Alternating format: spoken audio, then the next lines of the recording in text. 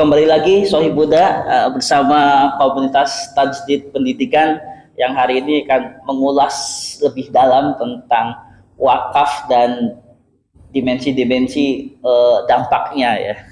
Baik, Mas Jaki, kita lanjutkan ya. Tadi setelah kita membicarakan karakteristik gerakan Muhammadiyah ya, yang mendayung di antara Al-Ma'un dan Al-Asr ya, tadi Sohib Buddha ya. Sekarang gini Mas Jaki ya, ada di dalam ayat Al-Quran, di Quran Surat Al-Hujurat ayat 15 ini ya, yang menerangkan tentang makna jihad ya, bahwa jihad itu dilaksanakan dengan harta dan jiwa di jalan Allah. Nah, ini makna jihad dan di Quran Surat Al-Hujurat ayat 15 ini Mas Jaki ke Sohib Buddha bisa terangkan deh ya. Dan apa sih sebenarnya bedanya zakat, infak, sedekah dan wakaf tersebut ya, yang tadi tentang berinfak dengan harta ya. Nanti coba bisa dijelaskan Mas Jaki. Oke, ini udah mulai masuk wakaf ya. Iya, pelan-pelan ya. Pelan-pelan ya kita. Qurannya bacanya begini. Firman Allah yang dalam Al-Quran surat Al-Hujurat ayat 16 bacanya kan gini. Innamal mu'minuna a'udzubillahi minasyaitonir rajim. Bismillahirrahmanirrahim. Innamal mu'minuna alladzina amanu billahi wa rasulih tsumma lam yartabu wa jahadu bi amwalihim wa anfusihim fi sabilillah ulaika humus shadiqun. Sesungguhnya orang yang beriman itu amanu billah wa rasul. Jadi orang yang beriman itu apa? Orang yang beriman kepada Allah dan Rasulnya. Rukun imannya kepada Allah, malaikat, nabi, kitab, qada dan sebagainya. Itu dulu berarti, dan hari akhir harus beriman kepada Allah. Kemudian apa? Ternyata iman itu tidak hanya diucapkan lisan, tidak hanya diyakini dalam hati, tapi harus dalam ditunjukkan dengan perbuatan. Semalam yartabu ditunjukkan dengan perbuatan yang dia tidak ragu. Wajah itu kalau bahasa secara makna bahasa itu bersungguh-sungguh ya. Makanya kata jihad itu dasar ya, itu sungguh. Tapi bisa diterjemahkan macam-macam. Berjihad itu bisa bersungguh-sungguh, bisa perang, bisa berjuang. Tinggal konteksnya apa ya. Kalau di sini di Muhammadiyah ya, wajah itu bersungguh-sungguh berarti memang bersungguh-sungguh di dalam perserikatan. Untuk apa? Dengan apa? Dengan bi'amwalihim, dengan hartanya, wa anfusihim, dan dengan jiwanya. Dengan hartanya berarti memang menginfakkan, memberi hartanya. Wa anfusihim, dengan jiwanya itu dengan dirinya, mengorbankan tenaga dan pikirannya. Fisabilillah, di jalan Allah. Berarti kita itu berjuang di Muhammadiyah berarti di jalan Allah. Bi'amwalihim, bi'amwalihim itu dengan harta itu bisa dengan zakat, infak, sedekah atau wakaf. Bedanya apa ya? Zakat. Nah, masuk ke sana ini nanti. Kita awali dengan zakat. Nanti ada infak, ada sedekah. Kalau zakat itu kita bersedekah, kita berinfak di jalan Allah. Tapi sekali membeli langsung dihabiskan. Jadi zakat itu filosofisnya anunya itu konsumtif, bagi habis, gitu ya. Tapi meskipun ulama itu ada yang melakukan sebuah ijtihad, ada yang namanya zakat produktif, zakat yang disebarkan kemudian diputar, kemudian disebar lagi, diputar lagi. Pokoknya zakat itu dibagi langsung habis, dan tidak boleh semua orang boleh menerima zakat. Hanya 8 asnaf ya. Hanya 8 asnaf. Ya, fakir, miskin, ghorim, mu'alaf dan sebagainya. Di luar itu nggak boleh menerima zakat. Orang merdeka nggak boleh. Orang bukan fakir nggak boleh. Orang kaya nggak boleh terima zakat. Gitu kan. Aturannya khusus. Kalau wakaf lain. Wakaf itu artinya secara logawi wakaf, berhenti. Jadi harta itu diberikan, disumbangkan, tapi harta itu tidak boleh dihabiskan. Tapi dikelola untuk kemaslahatan umat, tapi nggak boleh berkurang tuh hartanya. Seumpama tanah, orang berwakaf tanah. Ini saya wakafkan tanah saya untuk masjid, kemudian dibangun masjid dimanfaatkan untuk kemaslahatan. Lah, itulah wakaf. Iya. Maka tidak akan habis itu hartanya, tapi semakin bermanfaat, semakin bermanfaat. Lah wakaf itu sekarang ada dua, ada wakaf tunai, ada wakaf non tunai. Wakaf non tunai itu contohnya tadi masjid,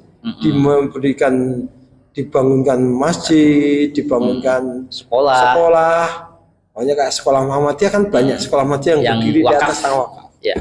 Itu berarti orang yang berwakaf itu akan selalu menerima pahala karena tanah itu dimanfaatkan untuk wakaf. Ya. Gitu.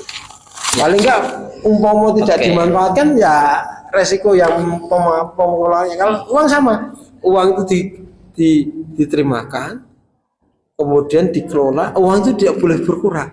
Tapi hasil dari pengelolaan uang itu tadi, kayak kalau orang usaha, modalnya, pokoknya untuk memutar uang, untuk melakukan sebuah usaha, profitnya baru yang digunakan untuk kemaslahatan itu ya. Oke. Menarik ya terus Syekh Buddha tadi hikmah kajian di Quran surat Al-Hujurat ayat 15 serta apa bedanya zakat dan wakaf benar. Secara konseptual seperti apa. Nah, tadi sudah dijelaskan dan sudah ada gambaran dan kita dapatkan poinnya Syekh Buddha. Nah, sekarang kita masuk di Muhammadiyah ya. Di Muhammadiyah tentang wakaf ini kan memang ada lembaganya ya, lembaga majelis ya, maksudnya adalah majelis wakaf. Ini ada nggak Mas Jaki? Kan keputusan tertinggi kan di muktamar. Iya. Ada nggak perbedaan tentang orientasi pengelolaan wakaf di muktamar yang ke-47 yang di Makassar dengan yang kemarin baru saja di Solo, muktamar 48. Nah itu ada nggak yang orientasi Muhammadiyah dalam hak perbedaan pengelolaan wakaf di muktamar 47 dan 48, ada nggak bedanya kalau Mas Zaki melihat? Ada, saya lihat. Di mana Mas bedanya itu?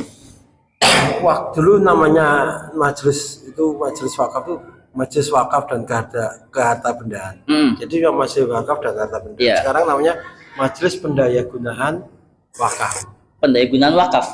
Dari sisi nama nomenklatur beda ya? Ya, perbedaan nama ini merubah perbedaan visi, merubah perbedaan gerakan, perbedaan yang substansi. Iya, orientasi seperti itu ya mungkin. Kalau dulu majelis wakaf keharta bendaan, itu berarti majelis wakaf tuh saat yang dulu itu berorientasi kepada apa? Penataan wakaf. Jadi didata gitu. Oh, Muhammadiyah punya harta wakaf sekian, tanah sekian miliar, sana sekian triliun, punya sekolah sekian. Punya aset sekian triliun, punya sekolah asetnya senilai sekian triliun, dan rumah sakit asetnya sekian triliun.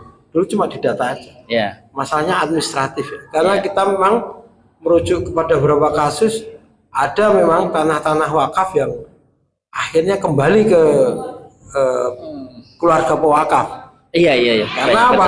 Orang yang berwakaf tidak dicatat secara administratif yang baik.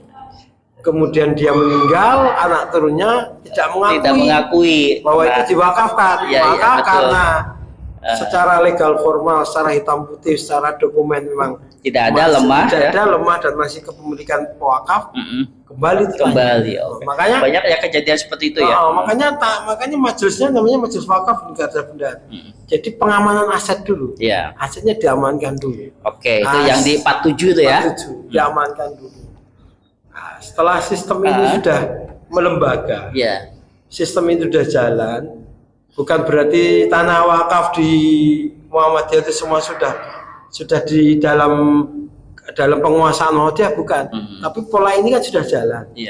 Nah, pola ini harus diberdayakan lagi, harus ditingkatkan lagi. Kalau itu program itu harus diupdate. Dari 2.0 harus dibuat ke 3.0 atau dari 1.0 ke 2.0. Yang 2.0-nya apa? Didaya gunakan. Wakaf, tanah wakaf, aset-aset wakaf harus didaya gunakan.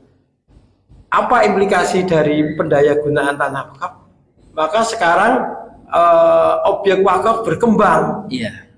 Dari yang dulu hanya aset-aset Tanah seperti tidak bergerak ya. tidak bergerak seperti tanah, rumah, bangunan, Iya. sekolah dan macam-macam, bergerak menjadi aset-aset yang sifatnya bukan aset tetap, uang misalnya. Iya. Jadi sekarang apa yang bisa didaya gunakan bisa diwakafkan. Iya. Makanya ada sekarang wakaf uang. Iya, wakaf nanti tunai ada, istilahnya. Iya. wakaf tunai. Oke. Jadi begitu ya Sohib Huda ya, perbedaan konseptual pengelolaan wakaf di Muktamar 47 dan 48 yang terbaru di Muhammadiyah ya. Tadi sudah kita dapatkan poinnya ya tentang bagaimana bicara tentang pengelolaan wakaf ya di part kedua ini ya Mas Zaki ya. Baik, mudah-mudahan ini semakin memberikan kita pemahaman ya yang komprehensif tentang wakaf dan dampak-dampaknya terhadap kehidupan sosial. Baik, sekian dulu untuk sesi ini. Nanti kita akan lanjut di sesi berikutnya. Terima kasih.